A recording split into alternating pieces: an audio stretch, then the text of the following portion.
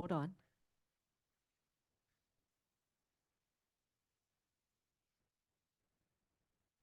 Can the Zoom people hear us? I guess you can't clap, but maybe you could raise a hand.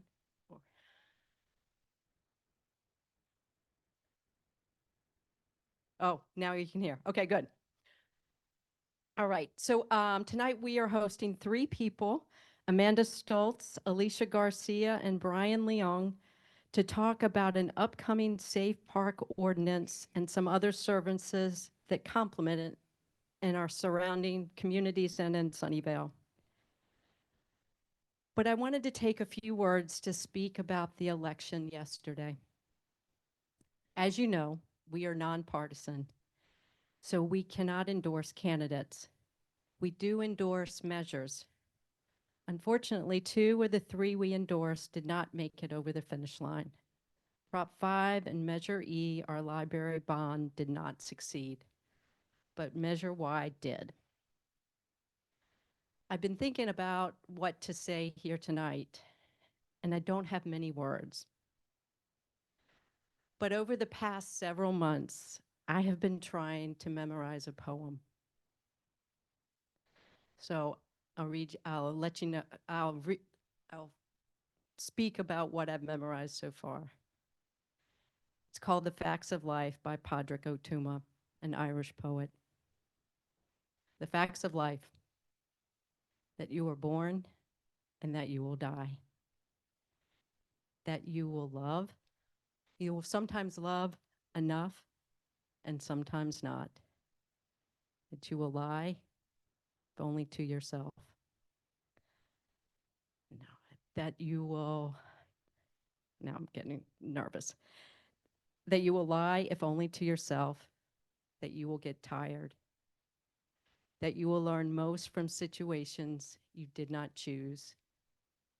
And there will be some things that move you beyond words. And that you will live, and that you must be loved. And I just wanted to say a couple things about what, that's as far as I've gotten out of this 30-some line poem, but that you will learn most from situations you did not choose. I can say probably some of us did not choose yesterday, and we have a lot to learn. And I think that's what we do here at Livable Sunnyvale, is we learn. We listen and we learn, and we listen and we learn. And I don't have many words, but I will also say that you will be loved, and that's kindness. And I think that's what we have in this room and in our community and with this safe park ordinance. So thank you. So back to our agenda. Oh, I usually ask a question, and my husband told me that most of you guys will know this. Of course, I did not, but what is a bearded dragon? And somebody already got the answer. Yes, it's a reptile that lives for 10 to 15 years. So Amanda already got it, but yeah, I had no idea. I thought that was a joke. When someone said that their bearded dragon died, I was like, is that a stuffed animal? But anyway, you guys know that that's not my thing. Anyway, so I think Agnes takes over to introduce. I don't have any. Oh, we do have one announcement. We are working or volunteering at Sunnyvale Community Services next week, a week from today, from 8 to 11-ish. And if you are interested in supporting us in this, please email myself, Angela Roush, at livablesunnyvale.org, or Chuck Fraley at livablesunnyvale.org, and he'll put that in the chat. Did we have any other announcements, Agnes? You don't remember? So I had sent an email out a few weeks ago about the toy drive that Sunnyvale Community Services is having, and I would like to encourage all of you to bring an unwrapped toy. And let me get out the exact dates. Let's see. So you can start dropping off on Monday, Tuesday, Thursday, and Friday, beginning or until December 6th, and you can drop off here, correct, David? And also you can drop off at fire stations too, right? So if you would like to give a gift card to a child 11 and up, then we would encourage you to do that for $25 is what we're looking at for each gift card. Do you want to say anything about this, David, or is that good? Oh, well, thank you. So I also just want to add, I was at a meeting and someone had suggested that with the Thanksgiving holiday coming up, maybe what we could do is if we are hosting a Thanksgiving dinner is to ask each of our guests to bring a toy. And then we can bring those toys to Sunnyvale Community Services. So I thought that was a great idea. Marie. Oh, yes, and gift cards. Okay. So anything else about the toy drive? No? Okay. Let me keep going. Oh, So we have decided for our December meeting, which will be Wednesday, December 6th, to do a social. So we are going to go to Speedy Tacos. It's on Duane. It's on Duane. And we're going to start at 6 o'clock on December 6th. There'll be more information coming, but we look forward to seeing you there. Thank you. okay, so as you may remember, Livable Sunnyvale began talking with the city about implementing a safe parking program in 2021.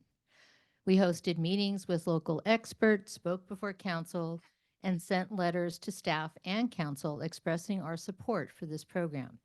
In response, city staff informed us that safe parking was ranked by council as a Tier 3 program in the 2020 housing strategy and would implement a program as funding and workloads allowed. Well, we are pleased to share that Amanda Sztoltz, Sunnyvale's homeless manager, has written a safe parking ordinance for council's approval during their November 12th meeting. She is here this evening with Alicia Garcia, who's the COO for WeHOPE, and Brian Leong, who's the pastor and co-founder of Move Mountain View. They will all share their knowledge and the work they're doing with our safe parking and unhoused community. So tonight what we're going to do is I will read the bios of each of our guests, and they will talk about the programs that they are working on. And we'd like you to hold your questions until they are each participant, each speaker is finished with their presentation, and then we can take additional questions at the end. So we're going to start with Alicia Garcia. Alicia joined WeHOPE as interim operations manager in 2012 and now serves as COO. Prior to joining WeHOPE, she spent more than 10 years at Patton University holding a variety of roles, including Assistant Dean of Student Services. Alicia has written grants and taught grant writing workshops, financial literacy, and volunteered for 3 years at a non-congregate homeless shelter. She has an MA in education with an emphasis in organizational leadership and is the author of the book, Overcoming Obstacles, The Journey of Project WeHOPE. So Alicia, the floor is yours. Hi, good evening. I'm glad to be here with you all. And I just want to say that I love the name of this group, Livable Sunnyvale. That is amazing. And so I just want to give you just a brief recap of WeHOPE and what we do. We are a homeless service provider, and we are headquartered in East Palo Alto. We have a congregate shelter, 73 beds, and we just purchased the building adjacent to us where we'll be adding an additional 38 beds at the end of the year. Also in San Francisco, we have a 100-bed non-congregate shelter, as well as a 51-bed non-congregate shelter in Half Moon Bay. We also have a food bank in our East Palo Alto site. And we had an RV safe parking program from 2018 until 2023, where we got the last family housed. And so we were able to shut that. And then we have our largest program, Dignity on Wheels, which is a custom-built trailer that has shower rooms, a laundry room, and a restroom. And so we're able to go to where the homeless congregate and bring our own water and power so that people can have the dignity of a shower or wash their clothes and receive case management services. So we also have a large outreach team. Our services touch 5 different counties and 22 cities throughout the Bay Area. And currently we have a contract with the city of Sunnyvale that started on September 1st. It's currently a 1-year contract. And it'll be 4 outreach case managers that will be going out to encampments and other places that the homeless congregate to get them document ready and to help them get into housing and shelter directly from the streets. And so we work directly with the city of Sunnyvale's Homeless Services Department for referrals. And community members and agencies can make referrals to case managers when they identify encampments in the community. They can send photographs and fill out a referral form. But however, people experiencing homelessness do not need to have a referral or fill out any application for services. We are operating 7 days a week in the city of Sunnyvale. We also have a hotel program with 5 rooms where we're taking people off the street for respite and putting them in these hotels as we're getting them into housing. So our outreach workers literally go to encampments and they start to meet the felt needs of the people first. And so if someone is hungry, we give them food. If they need socks, whatever they need, if we're able to provide that need, we do that as a means of building a relationship with them. And then we visit them a minimum of 2 to 3 times a week to help them to get the services that they need and keep offering them shelter till hopefully we can get them off the streets and into a more sustainable place. What we're seeing so far, like I said, we only started in September, is we're seeing the majority of people are ages 35 to 50, Caucasian for the most part, a few African Americans, a few biracial, and a few Latinx people. So the goals for this project, we would love to get most of the people we know that in the 1-day count, there were 385 people that were out on the streets in Sunnyvale. And so our objective is to get at least half of those people off the streets within the next couple of years. And we also are doing that through our Dignity on Wheels mobile shower program, which is operating twice a week at Trinity Church, as well as at the Sunnyvale Library. And it's a way where people can, that are living out in their cars or RVs or out in the streets can come and receive direct services. Let's see. So yeah, partnership is a key to our success. We're very excited about this partnership with Sunnyvale, and also the people sitting next to me, we're glad to partner with them. And so over the past 5 years, we have noticed in homelessness an increasing elderly population. And for me, that's unacceptable. People that have made great contributions to society, spending their last years in the shelter system is unacceptable. And to me, we need to pass an ordinance against that because that is not okay. We're also noticing with the aging population, changing healthcare needs. There's been an increase in age-related health issues, chronic conditions, as well as mobility challenges. And so we are really looking to adapt our services to better accommodate older individuals, like providing more accessible facilities and offering services specifically tailored to seniors. Thank you.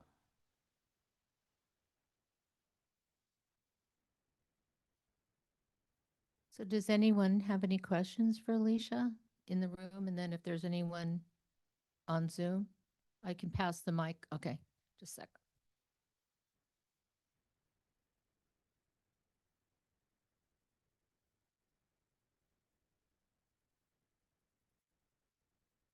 Thank you. You mentioned that other service providers can complete and submit a referral form.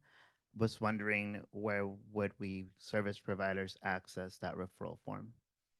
So you would get, oh, I thought she was sitting right here. You're fine. You would get that directly from Amanda because we send everything through Amanda. So there's a template that we can complete and send to you for triaging. Is that correct? Okay. See, I think. So you do outreach to the encampments, but how about people living in their cars? Kind of ties into what we'll be talking about later. Absolutely. As a matter of fact, the first families that got into the hotel program were people directly from their cars. And so, yes, we are going anywhere we find out that there's people that are in need of services. We are heading out there to see what and offer help. It seems like it would be hard to track down all the people living in their cars. Encampments are a little bit more visible as somebody in a car. So I'm wondering, how does someone living in their car know about this program, or know where to go? Or So we also do some canvassing, by putting up flyers and such, Ah. so that people have an idea, especially about our Dignity on Wheels services. And then it's also communicated at our Dignity on Wheels sites. Great. Actually, I think Rose on Zoom has a question too. Go ahead, Rose. Hi. First, I just want to thank Amanda for always answering my question. And the second one, you have the WeHOPE staff in Sunnyvale are so wonderful. I was so happy to meet them by accident. They have helped so many. And I want to ask if you can get one more room in the motel, because I just I volunteer in Helping Hands. And then I just helped this 78-year-old man who was coughing so hard. Today, I just helped him go in the motel for 3 nights, in which Helping Hands are helping. I don't know if instead of the library that it didn't pass, maybe we can put some money in the motel so he can help more people. And this gentleman could hardly walk now. I don't know, but we hope you guys. I love Aaron and Freddie. I always send a really wonderful text from my in-house friends to Amanda, and I also received another one today, praising those two, Aaron and Freddie, for the wonderful job they do. And I'm so happy that you guys are helping, and I still hoping that we can get more hotel room so we can help more senior. I have 2 seniors that I've been helping, and they're calling me every day, very anxious. So Well, thank you so much for your kind words. And you're right, we do need, there's such a lack of resources everywhere. And it's not acceptable to see people, especially elderly people, sleeping out on the streets. And so, yeah, we we are right there with you. WeHelp stands for We Help Other People Excel. And so I really understand where you're coming from. And we are doing everything we can to help as many people as we can and get them in and out of the hotels as quickly as possible so that we can get others in there, because we understand the complexity and the depth of the need. Thank you. thank you. Sorry. Do the outreach team also complete VI spit ads for? So they will. The VI SPDAT training is the 20-something of this month. And so they had to go through the other clarity training and such, and they did that. And so they are about to go through the VI SPDAT training later in the month, and then they will be doing VI SPDATs in the field. Yes. Thank you. And what is the eligibility criteria for an unhoused person to access one of your limited motel voucher spaces? So they need to, of course, be literally homeless. One of the things we're looking for is people that are housing ready when possible, but we're helping the people with the highest needs first and getting them in the hotels when there's openings. And can you define housing ready? Someone maybe is document ready And so as soon as we encounter people, one of the first things we do is to check and see if they're document ready. And if not, we see how we can assist them in getting document ready so that they could be in the housing pool. Because if somebody goes through an assessment, for example, and say that a voucher came up and they didn't have an ID or a social security card, they wouldn't be able to get that housing anyway. And so we're trying to help them get housing ready so that we can help everyone as quickly as possible. Okay, thank you. So I have a question. Can you talk about the hotel program that you've been mentioning and asked about in a little more detail, please? So we are renting, or I guess leasing, because it's for a year, 5 hotel rooms from the extended stay. And so it's a local hotel. And we are finding people that are in need of services. Some are families, some are individuals, and we're taking them off the streets and getting them directly in the hotel. And we are checking on them every day, making sure, doing wellness checks on them each day. They have a few different rules to follow, good neighbor policy, right? So that way it doesn't cause disruption to the hotel operations. And things like no hoarding and, just some other basic rules for safety. And we're trying to get them through the program about 30 to 45 days. We're trying to get them in and out and into either a longer term non-congregate shelter or congregate, or into housing directly from there. And we're case managing them and meeting with them each day, just checking on them. Thank you. Chuck, is there anyone online? Oh, Marie, you have a question.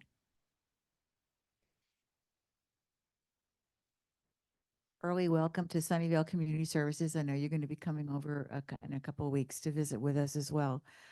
So 2 things. First, can you, if folks are going through the COC for getting shelter beds, you're basically going through the queue with the county to get them into shelter beds or into housing?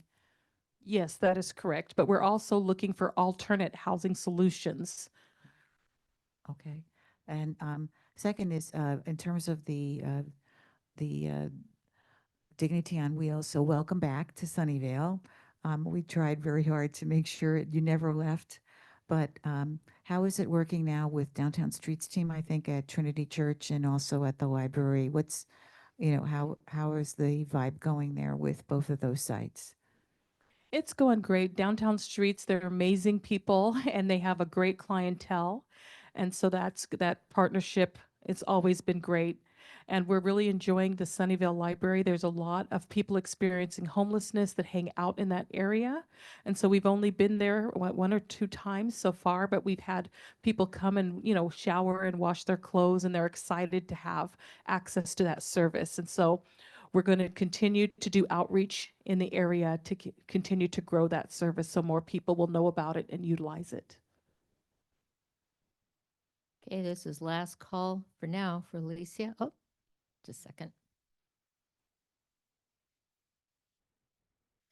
Thank you for coming to Sunnyvale. And as Rose said, we love Freddie and Aaron.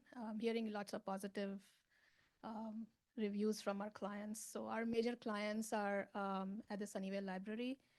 And so we know that they are being visited very so often and being offered services. I just wanted to inquire that Dignity on Wheels would be there every Saturday at the library, because they were not there this last Saturday.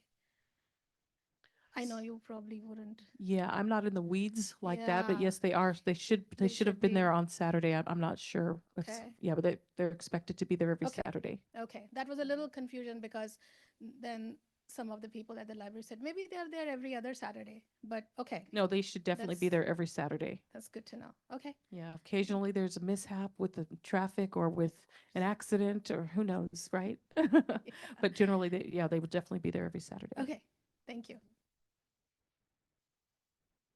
Anyone else?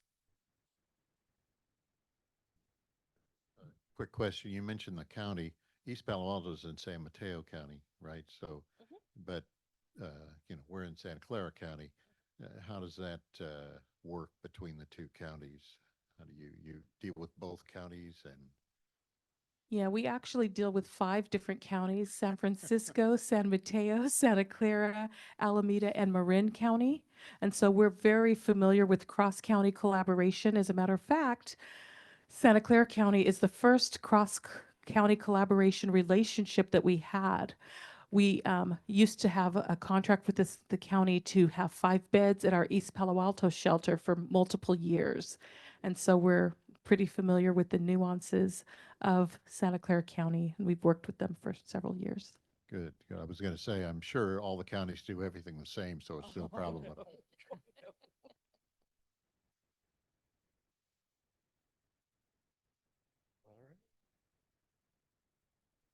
Well, some of you don't know that Alicia gets the award for having driven the furthest. She came all the way from the East Bay to be here tonight, so thank you very much. So our next speaker is Brian Leong. Brian is a pastor at Lord's Grace Christian Church in Mountain View. He also helped found Move Mountain View, a nonprofit that runs the Lots of Love Safe Parking program in Mountain View and Palo Alto. He is a native of Oakland and a graduate of UC Berkeley. Yay, Brian. He has also served in Silicon Valley for 19 years alongside his wife, Sylvia, who just won her election this evening. Currently a board trustee for the Cupertino Union School Board and has 2 now college-age children. So Chuck, I think you're going to show Brian's slides. All right, thank you. And thanks so much for having me. It's exciting to know that Sunnyvale is on the precipice of something that I know we've been talking about for quite a while. And so I want to introduce Move Mountain View to you a little bit. Probably you should know a little context, which was it kind of started out of a group of faith community leaders who meet in Mountain View's City Hall once a month and pray for the city. Yep, and yeah, that is better, huh?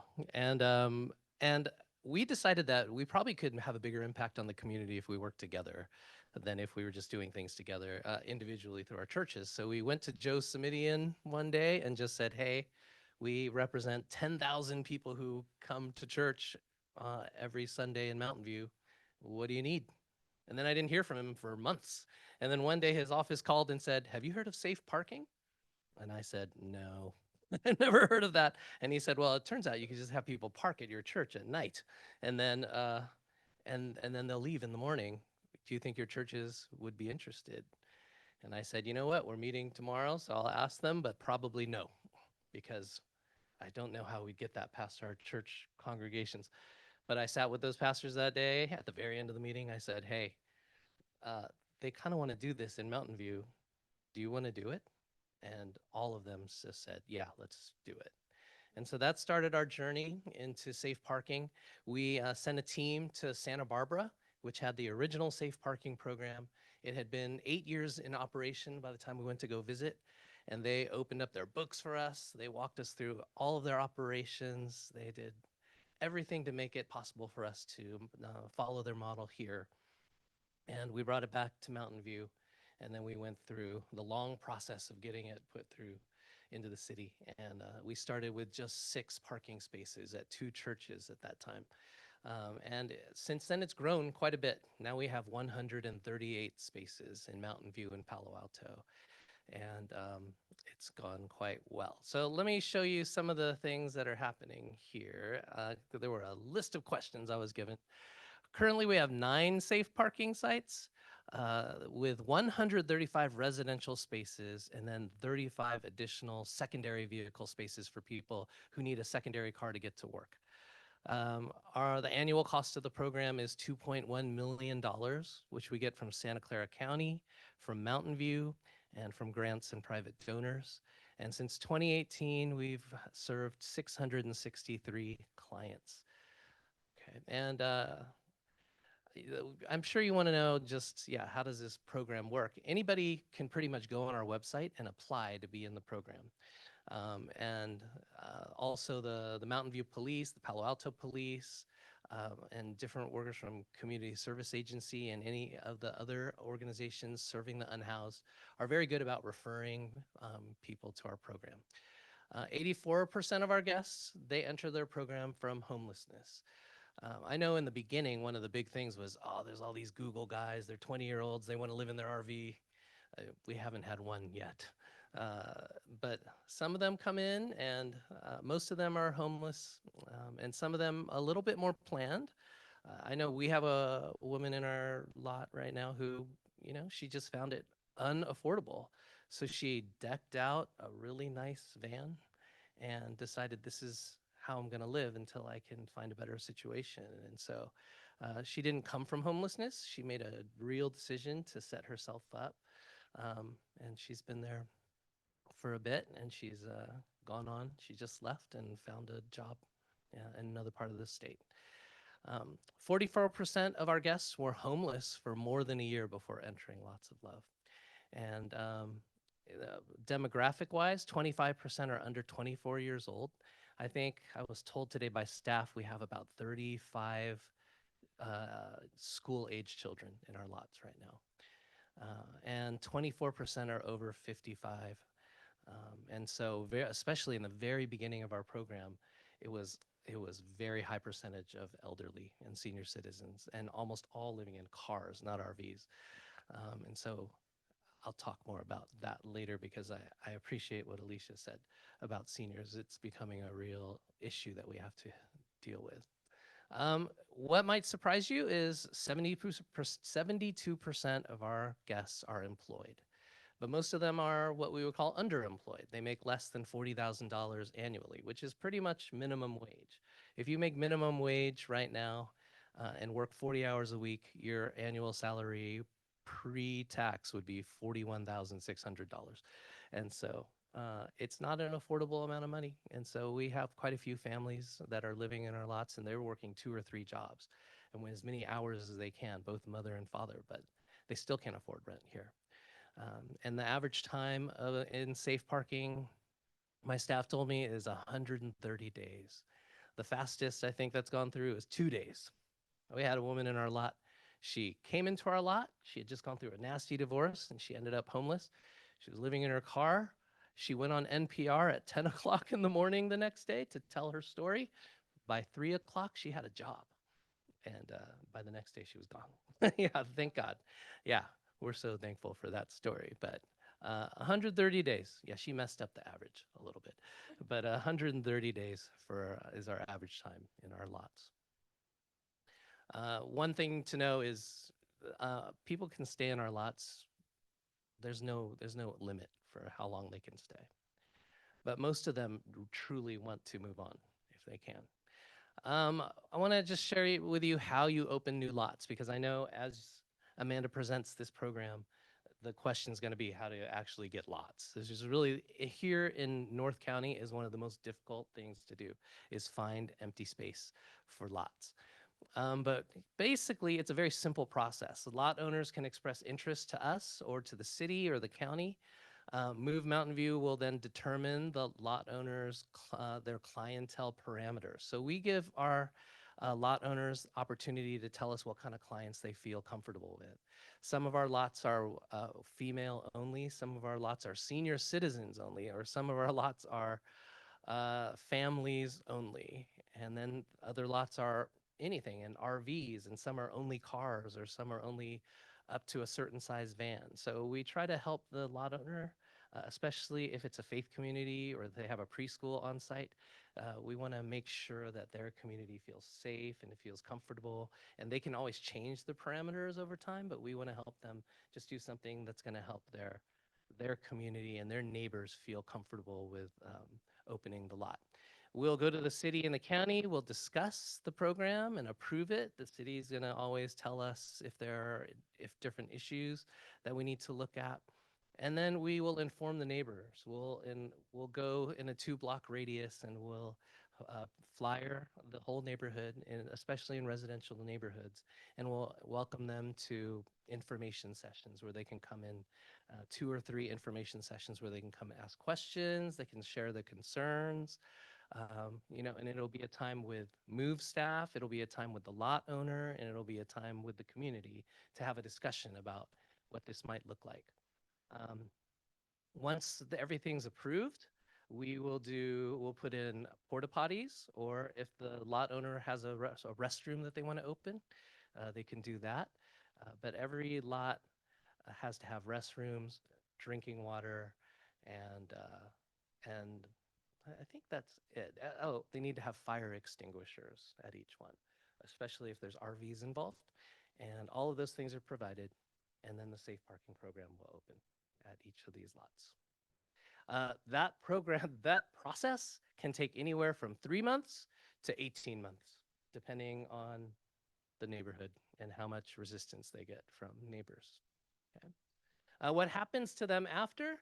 Well, we've been able to move 52% of our guests into a better housing situation, which is a pretty good batting average, I think. We've moved 26% to permanent housing. We've moved 20% of our guests to other positive destinations, some of which may be temporary. And then we've moved 6% to transitional housing for the unhoused. But it's overall, which is what we learned from Santa Barbara, it's proven to be a very successful program to help people, especially in RVs, move on to better situations. Okay, let's see.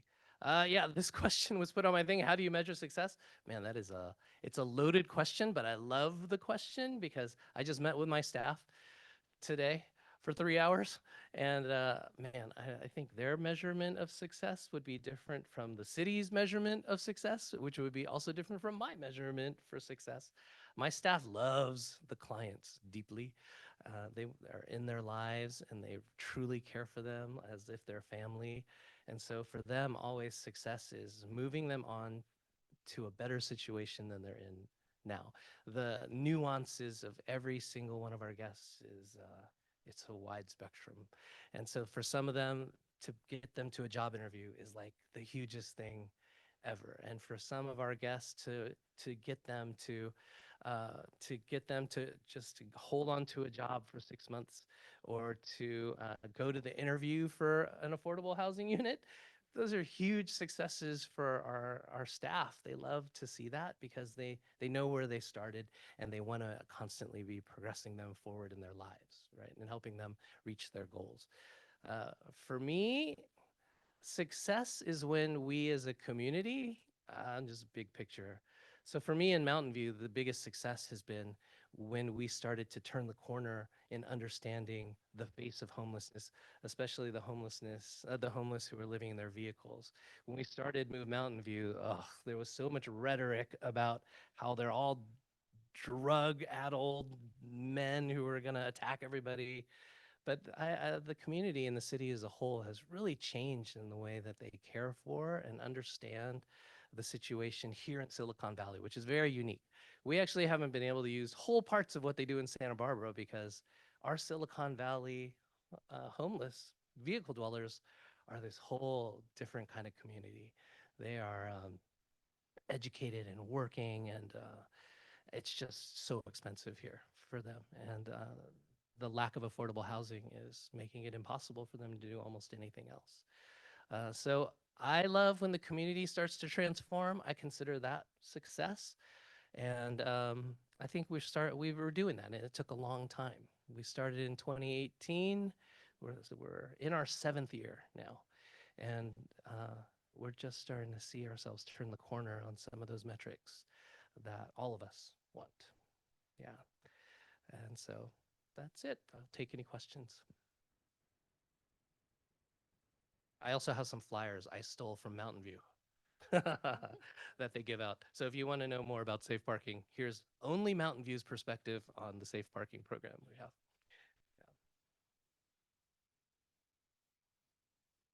So I have a question, Brian. Mhm.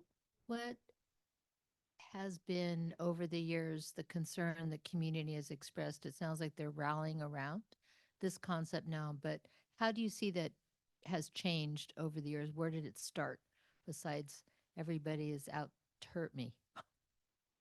Yeah, it really starts with fear. All becomes so contagious throughout the neighborhoods. So it usually just starts with one or two people who are very loud, and the fear. I get it because they don't understand the homeless population, and their mindset of what a homeless person is a very specific picture of what that looks like. But it does not reflect the community and the population that we're dealing with, especially ones who are living in RVs. If you think about the number one thing I took away from Santa Barbara is that they told us, you know, the people living in RVs are the cream of the crop of the homeless community. They can keep a vehicle running, they can keep their registration, and they can keep a driver's license. Like they're the ones that you can easily move on to something else. And that's proven so true throughout all these years, is that they're, you know, people who are living in an RV and keeping it going are nothing like that picture that you might have of a typical homeless person, right? And so we've seen change in that. We've seen less resistance. And I think we didn't totally notice it until we tried to move into Palo Alto. And then that first church that we tried to get into there, it was all the same story that we had dealt with 5 years before in Mountain View. It was the same stories and the same fears. And, you know, now we're 2 years into it in Palo Alto. And when we open a new church there, everybody's like, that's fine. Yeah. So there has been change, and it takes time, and people need to put a face on it, and they need to meet them, and they need to come to the lots and volunteer and see who they're dealing with, and everything changes immediately. Do you get a lot of people volunteering from the community? There's more volunteers that want to volunteer than we have things to do for them, actually. So yeah, I mean, because most of our guests actually want to be left alone. They work all day, you know, they work for hours, and then they want to come back and they just want to be alone and watch Netflix, you know. So it's hard sometimes to get volunteer activity for them, you know. Even if we have a meal for a lot of the guests, they'll be like, that's all right. Yeah. So yeah, volunteers can come in. We have a property on Ging Road that the city of Palo Alto gave us, which has a children's library, a clothes closet, showers, laundry, and so there's lots of volunteer opportunities that have sprung up through that can happen. Thank you. Can I give them my, oh, Marie.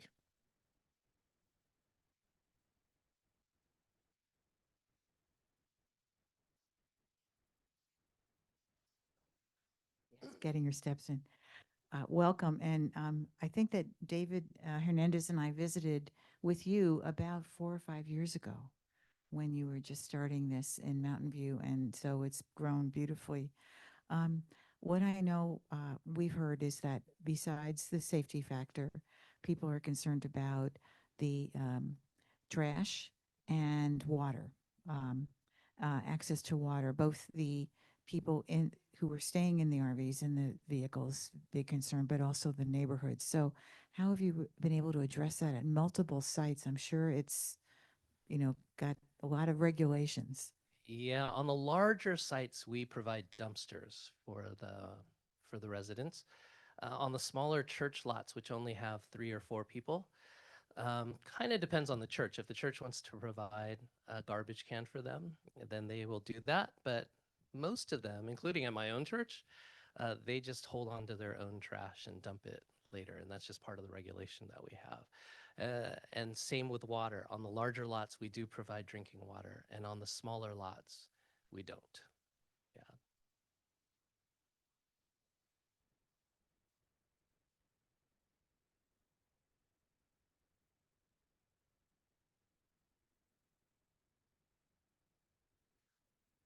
I just wondered about the logistics for the people who are parking there. They have to move their RVs during the day, it sounds like? That's a good. The RV parks actually are 24/7. Okay. So yeah, the city lots that we have, and every place that has an RV is a 24/7 lot. The church lots only take cars, and then they have to. Their times are from 7 p.m. to 7 a.m. So those are the ways that we've done regulations for them. So where do people typically go during the day? I mean, I guess some of them go to work. Most of them go to work Okay. or school, things like that. Yeah, in the very beginning, they did have to move their RV but that was very difficult for them. Gas was very costly, and the RVs, they break down, you know, and so fortunately we've been able to make them all 24/7.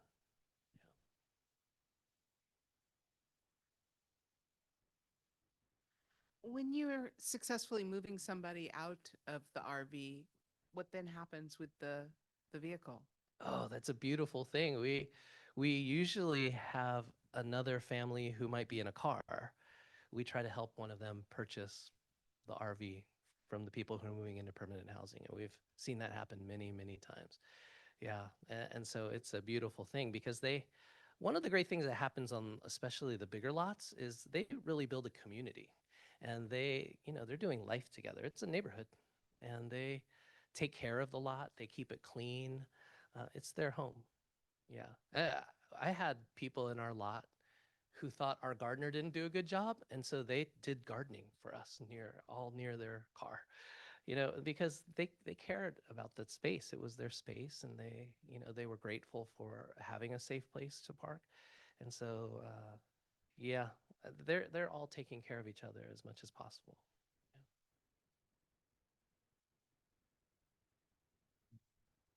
First, a comment. I love the respectful language you use in referring to the folks as guests. Oh. And that speaks a lot about the attitude. I'm wondering about the areas in Mountain View. I often go up to Charleston Slough, for example. There are areas that look like they're not managed sites. Is that I would assume that's a big challenge. What are the challenges you have with those kind of sites? Like just when people are parking on the street. I mean, Mountain View put in a ordinance only allowing RVs to park on streets that were 40 feet wide, or it had a number to it. And so the few streets that are that wide right now, including the one right outside my church, are packed with RVs right now. Different groups, CSA, the police, go to visit those RVs and offer them spaces in our lots. But we have a wait list too. So our lots are packed.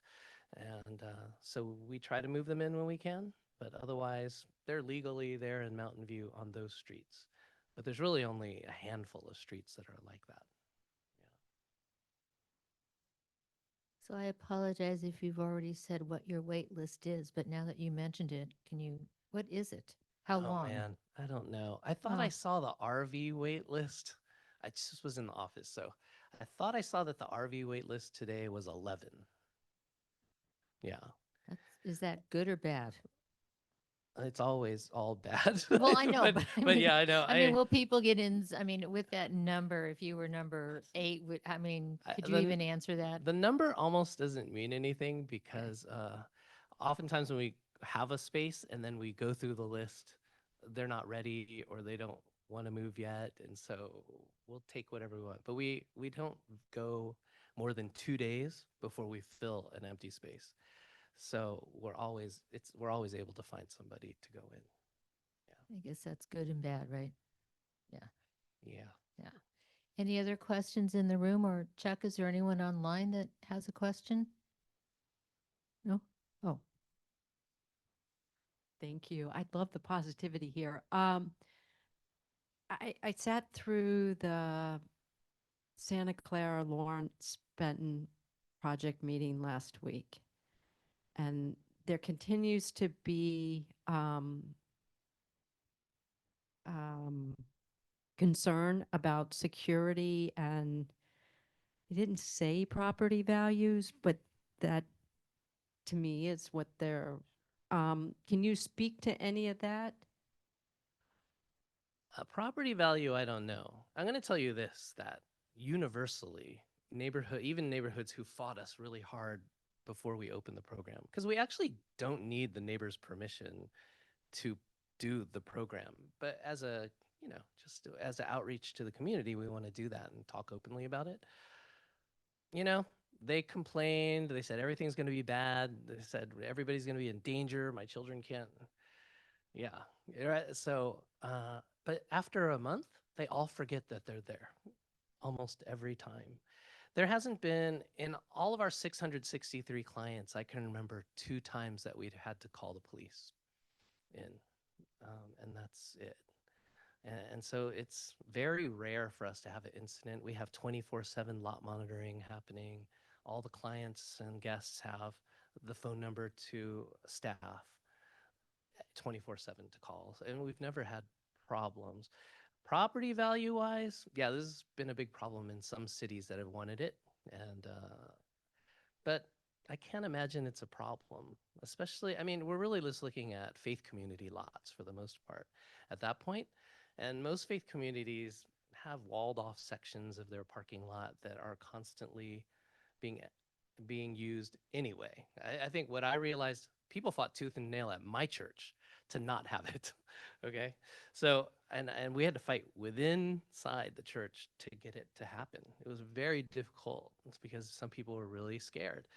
But what we realized is after having, well, I was the lot monitor for the first 3 months of the program. And what I realized in my own church parking lot is that there are always people parking in our parking lot at night.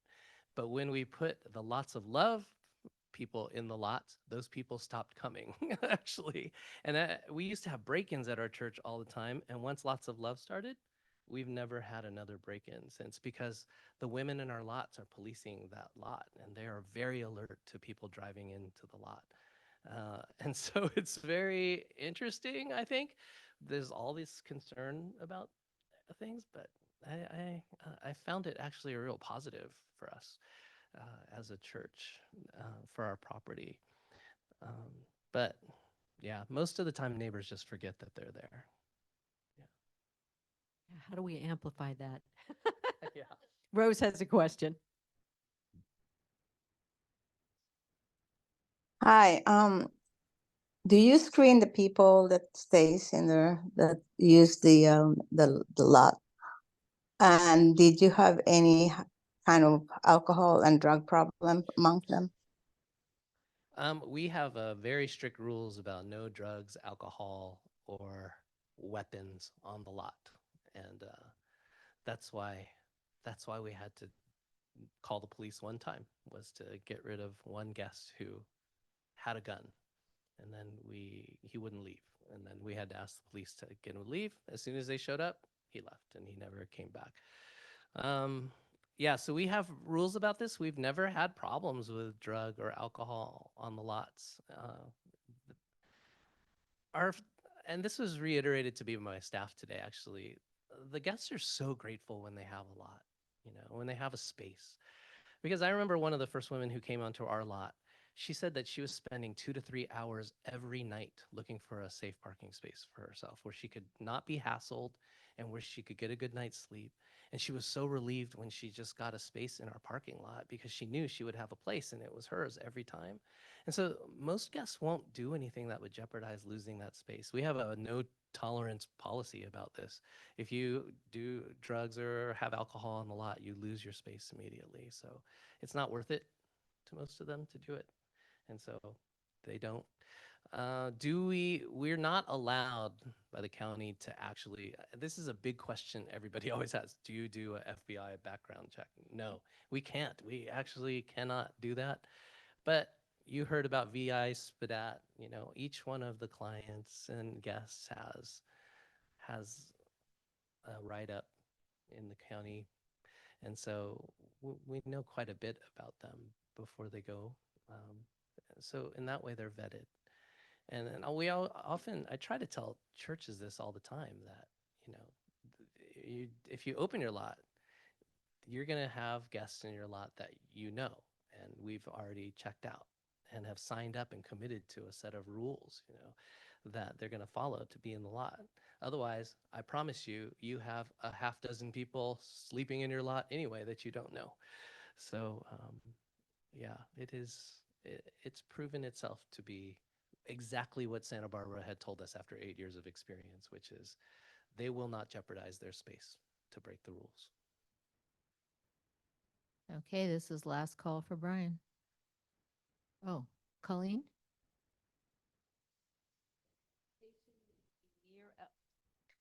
Colleen is asking in the chat, does the location need to be near El Camino Real or north of that?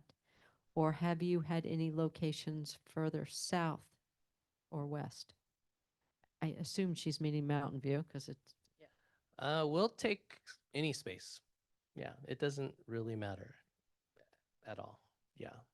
It's easier for our lot monitors, I think, if they're clustered together, but we've had churches be all over the place. So yeah, one church tried to, near the Los Altos border, tried to do it, and their neighborhood fought very hard, and they decided not to do it. So that whole area of Mountain View we haven't really been in yet, but that's mostly because of the community there. Any other questions on the chat? Okay. Thank you, Brian. Now, last but not least, I want to introduce Amanda Sztoltz, who joined Sunnyvale in January 2024 as a homeless services manager. In this role, she's responsible for the oversight and planning of the city's existing and future homeless services programs, feasibility studies, policy recommendations, ordinance drafting, community outreach, and program design and implementation. Prior to joining Sunnyvale, Amanda was a Yuba County housing manager and San Francisco's housing services program manager. Amanda holds a bachelor's degree in psychology from Menlo College and has attended graduate school at Palo Alto University. We are having a city council meeting on November 12th. So if you would like to speak in favor of safe parking, please do so. We realized at the last council meeting, because so many of us spoke about GBI, one of the council members actually said, I came in thinking no, and I'm walking out saying yes. So your voices really do matter. So please consider coming to the council meeting, and you're on, Amanda. Thank you, Agnes. And thank you for that announcement. Yes, we'd love to have anyone speak, whether in person or online, on Tuesday's meeting. Starts at 7 at City Hall. So I am here to talk a little bit more today about the safe parking ordinance that I'll be bringing next Tuesday and what it entails. So know that next Tuesday I have a whole PowerPoint presentation, really get into depth about it. I didn't want to duplicate my efforts here, so this is much more informal. But what I'm planning on bringing to council next Tuesday is a safe parking ordinance to allow safe parking within the city of Sunnyvale. As of right now, safe parking lots are not allowed in the city. And so this would allow safe parking both as a primary and as an ancillary use. So as a primary use, that could be like a vacant lot. For instance, if someone has a vacant lot and they wanted to create a safe parking program, they would be able to do that if the ordinance passes. Ancillary to a primary use would be if a church has a parking lot and they would like to create a safe parking program, they would then be able to do that as well. And we have particular zoning districts that we've focused on, I think largely to minimize the impact to residential neighborhoods and the concern that one might have if it is in their residential neighborhood. And so the primary uses are allowed in industrial and commercial zoning districts. So for instance, that wouldn't include El Camino. Ancillary to a primary use, that would be churches in almost every district, including over by Moffett Park as well. And so again, in the council packet and in my presentation, I get a little bit more in depth in that. If you have specific questions, planning is not my in my wheelhouse. And I know enough to be dangerous. And so safe parking, we are looking at allowing safe parking, both 24/7 safe parking sites as well as overnight safe parking sites. We realize that, for instance, a church utilizes their parking lot during the day for programs, activities, and regular functions. And so having a 24/7 safe parking program wouldn't be feasible for them. However, an overnight parking program would make more sense. We also know that 24/7 parking programs are best practice, so that people don't have to leave the site during the day. So we wanted to allow both of those types of programs. We're going to allow for safe parking programs that would be stationary at one site, as well as rotational programs, such as what they're doing in Cupertino and Saratoga. So that would be if a group of churches perhaps wanted to get together and create a safe parking program, and then each month those participants in the program would move to the different sites and stay at those sites for, let's say, a month at a time. The churches would be able to create a program such as that. We will be requiring that the safe parking sites have case management. So you need to have supportive services there, staff that are well-versed in providing case management services and able to support those who are living at the site with their needs. Ideally, safe parking is intended to be a short-term crisis intervention so that you can get people housed. And so we wanted to have that services component because that's really what makes safe parking different from just parking your car on the street. And we also are requiring basic amenities such as bathrooms, potable water, and some sort of trash and recycling program as well. And if RVs are able to be parked there, then we would also require some sort of black water removal. And that would all need to be approved by the city before the safe parking program would be able to start up. And we also will be allowing for cars and or RVs to be at sites, depending on the type of site and the location, would make it, would allow us and the site operator to determine whether it would make sense to only have cars or to have RVs and cars.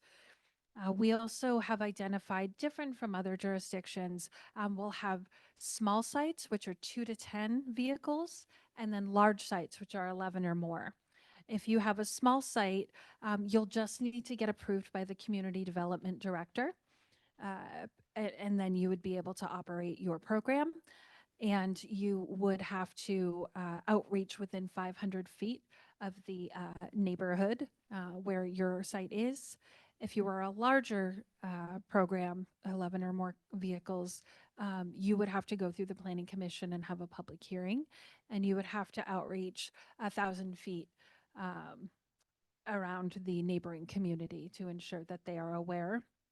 We want to be transparent and have robust community outreach and just be a good neighbor up front and work the city to work with the program operator to ensure that any concerns are put to rest up front and that there is good communication between the potential program operator and any of the neighboring businesses or residents that might be nearby. And we think that'll help mitigate some of the concerns up front. We're also going to ask council during this meeting to direct us to create our own city-funded safe parking program on public land within the city of Sunnyvale. So we haven't identified any sites yet. We'll just be asking council to allow us and direct us to create a parking program of our own. Where we would identify the site and come back to council to get that approval, go through a robust community outreach process to ensure everyone was on board with that site. We would identify the funding, of course, for capital and operating costs, and we would go through an RFP process to identify a program operator. I estimate that that would be about 8 to 9 months from start to finish to be able to create a program such as that, assuming all goes well and in my favor. But it is something that I believe and that the city believes is very important to our unhoused and vehicularly housed residents. And we want to do all that we can to get them off the street and into a safer place and ultimately into housing.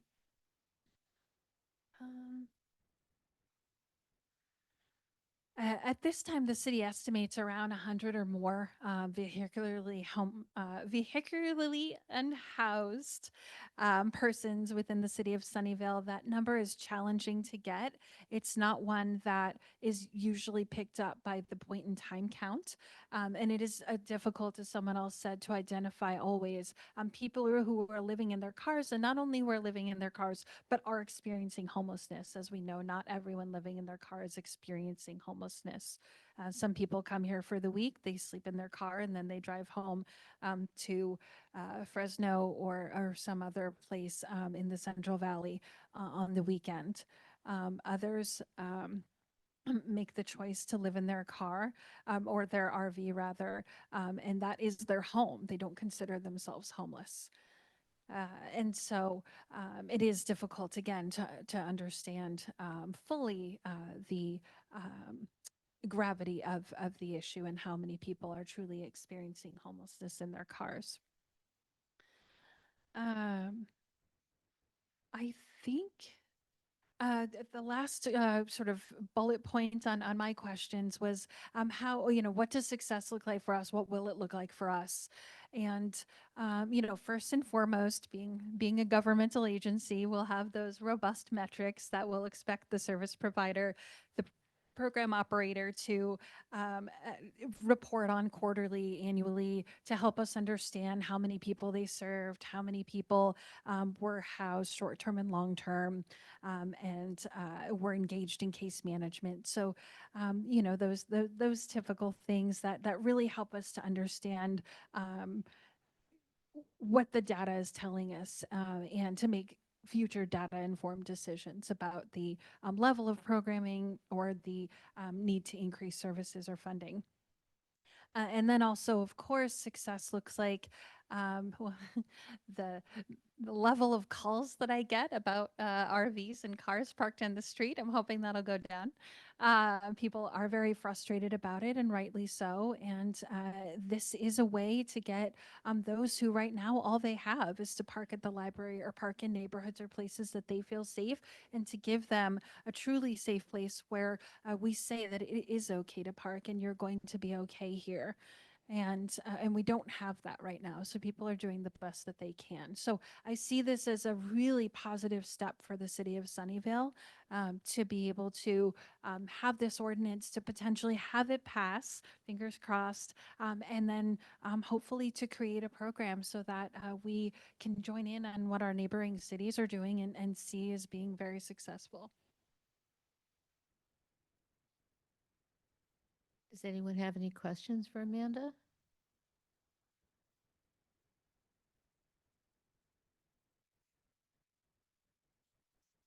So it seems like Sunnyvale is going to need an organization like Move Mountain View, right? Are there people already kind of working on that, or is that something that's going to have to come from nowhere? Good question. So yes, you're right. The city will not operate the program. As I mentioned, so that RFP process, the request for proposals. So I would develop a request for proposals, and we would put that out, and any qualified nonprofit provider who would be interested in and potentially operating a program that the city was funding would be able to apply, and we would go through that process and choose an operator in that way. So that would be part of that 8 to 9 month process, would be developing that RFP, putting it out, and choosing the provider that council would approve. So I have a question. You had said that you are potentially looking at areas that are zoned commercial and industrial. Are you also considering areas that would have public transportation, especially if this would be a 24/7 site? How would these individuals get to work? So the zoning districts that we've chosen are industrial or commercial. So that's part of our ordinance. So we didn't choose zoning districts. Sunnyvale has a number of zoning districts, maybe 9 or 10. We didn't choose zoning districts in terms of our ordinance. So our ordinance says that, for instance, if you are a business on El Camino and in that particular zoning district, you wouldn't be able to have a safe parking program there. So that's what I'm referring to when I'm saying industrial, commercial, et cetera. Yes, the city again hasn't identified any programs or any sites at this time. And, certainly close to amenities is one consideration. However, because people are in their cars, have their cars. There has been success with having safe parking programs that may not be in a centralized area because they are able to commute to and from those particular locations to get their needs met. Certainly not ideal, but if there was a location, let's say that was not in the heart of town, but that met all of the other sort of check the boxes. It could host RVs and cars and things of that nature. Certainly, I might consider that for the fact that if it's hard to check all the boxes, but as long as it met the needs in terms of being able to host a number of cars and vehicles, I would still consider it. We would still consider it. Thank you. Anyone else have any questions of Amanda? Are there any? Oh, So I'm a little bit confused. It's been a long day. You put out an RFP, so your request for a proposal. Do you have funding, or is that part of the ordinance, or where does that piece come from? Sure. So that's where my slides come in that I should have brought today. So what I'm bringing to council on Tuesday is both for them to approve an ordinance for safe parking to be allowed in the city of Sunnyvale, and to direct staff to start looking at creating a safe parking program within the city of Sunnyvale. And within creating that parking program, safe parking program, I identified all of the steps that it would take. So it would take first identifying a site and bringing that back to council. It would take identifying a funding source or three to be able to fund it and how much it would cost. It would take creating that RFP, putting that out, and selecting a provider and bringing that back to council for approval. And so we would take a number of steps to do. I believe that all of that could be done within 8 to 9 months. But that whole package right there is what I am asking council on Tuesday, is to direct us to even start that process.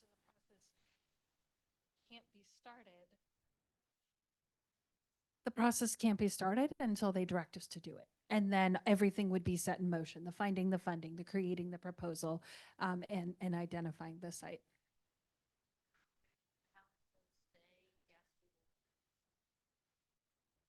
Could council say, yes, we would like to allocate some money from the general fund, or is that part of the budget process, or am I getting confused? I think they'd want to know what we're looking at and how much it would cost first. So most likely during the timing of choosing the site and choosing the operator and being able to estimate, we think we can serve 30 cars and it'd be about $600,000 to do that. And we've identified a pot of money here that might work for at least a portion of the site. Let's say it would pay for operating, but we need some capital. Certainly the city could say, well, we would like to identify, or we think we could identify some general fund.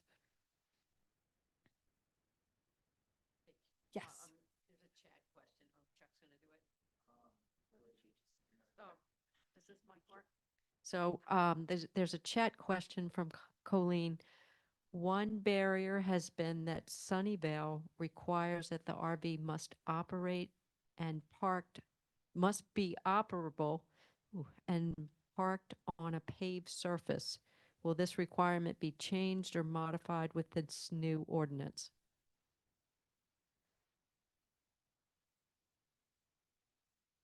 I stumped you. Or Colleen did. We don't have anything. We don't have a safe parking ordinance. So whatever that refers to, it may refer to if you are an owner of an RV or parking an RV on a city street. Those are requirements for it, but not related to safe parking in particular.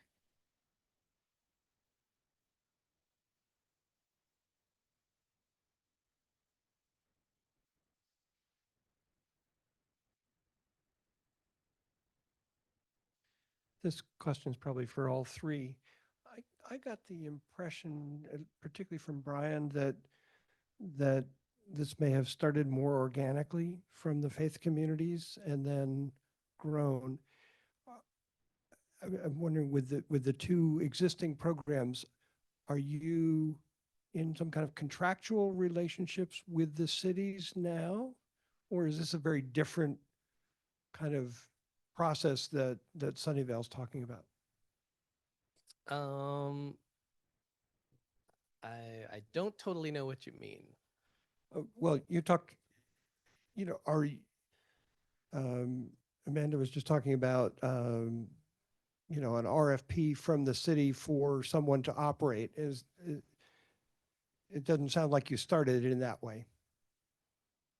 I think it sounds like the city of Mountain View approached you at the time. Yeah, it was organic because they put out a RFP and nobody would propose. So they couldn't find anybody to run such a program. And so basically we worked with the city of Mountain View to create our nonprofit and create our program to fill this need. So now we are under this kind of a proposal and under a contract with the county to do the work both in Mountain View and Palo Alto. And is that similar? So with the program, the RV Safe Parking program that WeHOPE started, what happened was the city was going to provide an ordinance that banned parking of oversized vehicles in the right-of-way for certain hours during the day. And so we went to them and we said, wait a minute, we need to have a solution because of the unintended consequences that this will cause to families, especially families with children in the school district.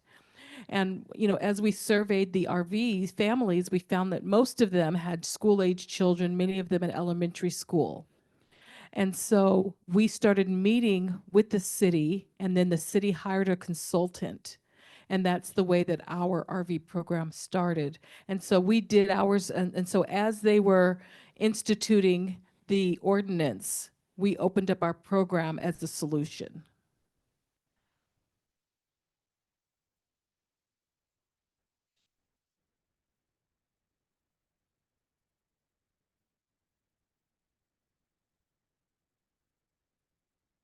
Said I'm getting my steps and it's good. Yeah. I should have just thrown it at you, Mike. So I did have the opportunity to see the slides and the full presentation. It was presented at the Planning Commission. And I mean, this is all speaking on my own behalf now. Is all a very well thought out proposal.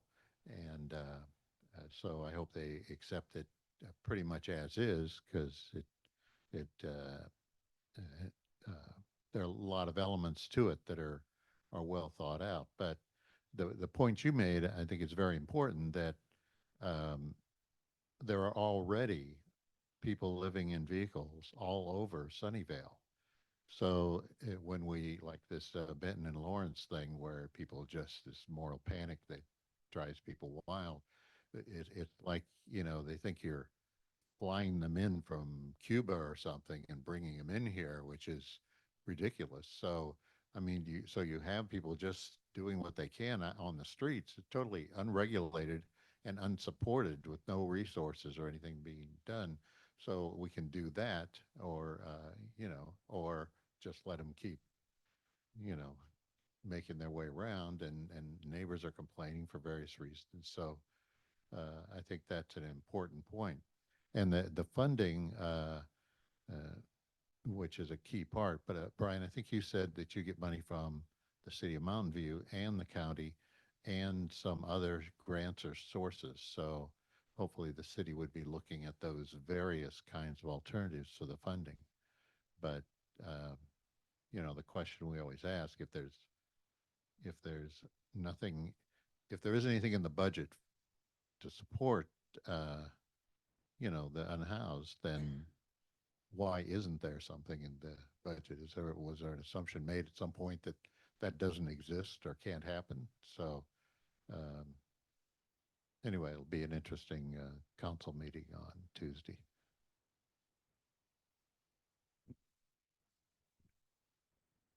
Thank you. My question is around the county's not influence but contribution. So if they're funding the program, usually that means that the county has a say in who gets into these RV or safe parking, regardless of location, since they're in the community queue. I'm assuming. So is that what's happening? The county's sending referrals over and determining who's up next to these. No, we're totally in control of our own waiting list. So they've, yeah, not at all. It's a pretty, there are regulations that come with working with the county for sure, but in terms of who goes into the lot, it's definitely just our staff.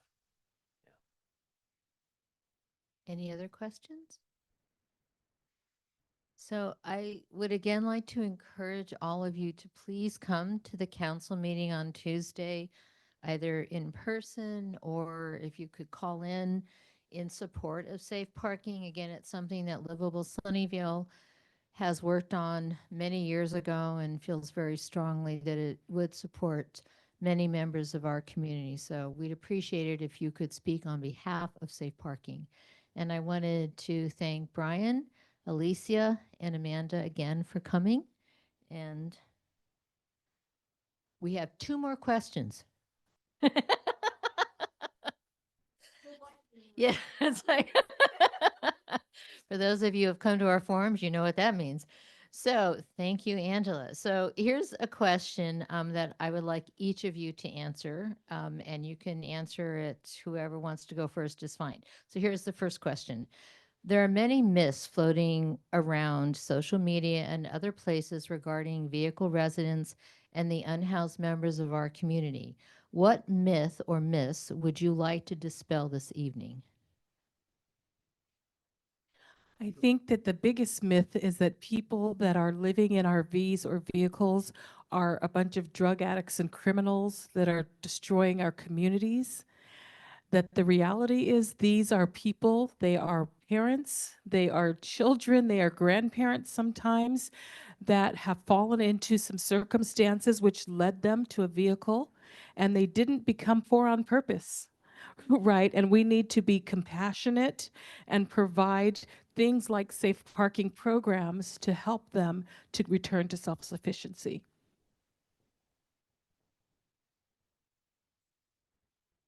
In the same vein, there have been studies done on safe parking programs, and I think it's like 60-70% of people who are in safe parking programs that have been operated in California and other Western states are working individuals. So they are literally the working poor, and their vehicle is their home of last resort. Um, and so it's not a choice. The Bay Area, as we know, is very expensive to live in. And so they are doing the best that they can, oftentimes showering at the local gym, going to work, and then going back and sleeping in their car. And so creating a safe parking program here in Sunnyvale would allow them to have the opportunity to be safe, to be secure, to have amenities like a shower and laundry, and to be able to work with staff who hopefully eventually could help them get back into housing that is affordable to them.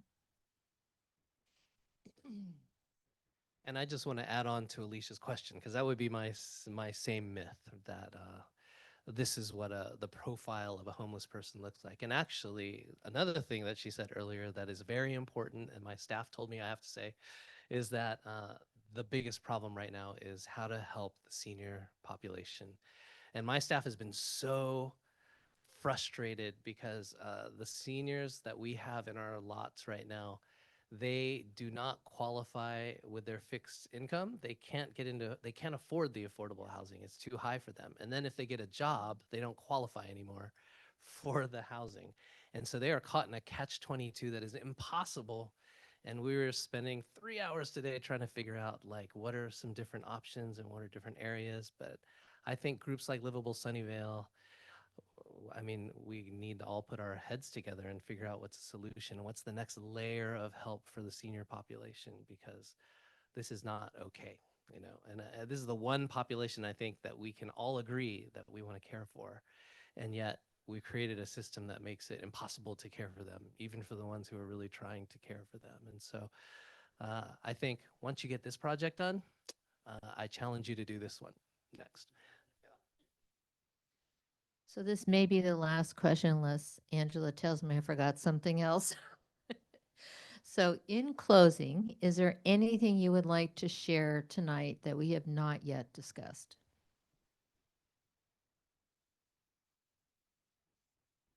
I have one more piece of what I'm bringing on Tuesday that I failed to mention. And that is that not only are we going to ask council for direction on creating a safe parking program on public land, but we are also going to ask council for the ability to create a small one-time grant program for any nonprofits or faith-based organizations that might be interested in starting a safe parking program on their private land and who might just need some startup funds, maybe to purchase the showers or a larger trash bin, or whatever the case may be. I can't even imagine the possibilities right now. But that we would be able to create that, and then those nonprofits would be able to apply for that one-time funding to get them started.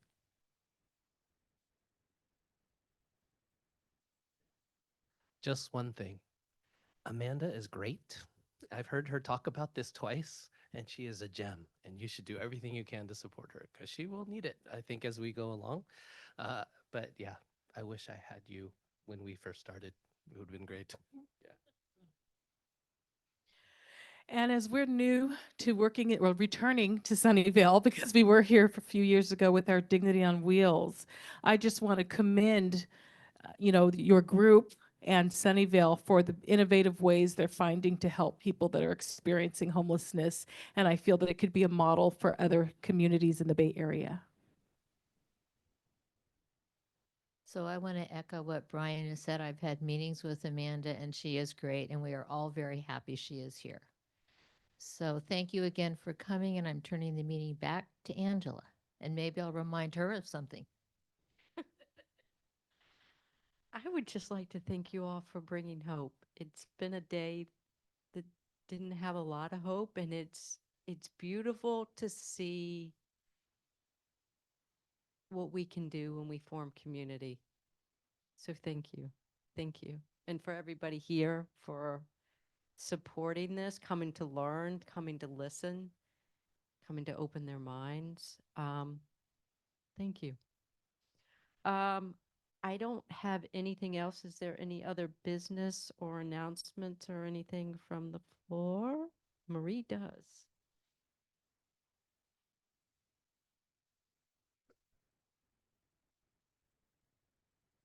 We would be remiss if we didn't invite you all back here on Saturday, because two of your members are going to be part of the artists featured in the Sunnyvale Auxiliaries Craft and Bake Sale here. This is the happening place in Sunnyvale, by the way. And so please come between 9:30 and 3:30. Okay. And Bruce and Agnes will both have their wares, their beautiful photography for sale. Oh, and Kat. Okay. Oh my gosh, here. So who of us are not the artists? Okay, you can raise your hands. Okay. But it all goes to our homelessness prevention and homeless services that we do here for folks here. And the other thing I will say is we hit another record today. It's the day after the election, and we broke through 1,400 families, over 3,800 people coming for food just today. I know. And you'll have to come back because you'll have to see our self-select pantry for our unhoused individuals. So we actually have a pantry for people, and it's Wednesday is the most popular day because that's when we get all the Whole Foods food in there. So anyway, but we don't like the records, but they keep coming at us.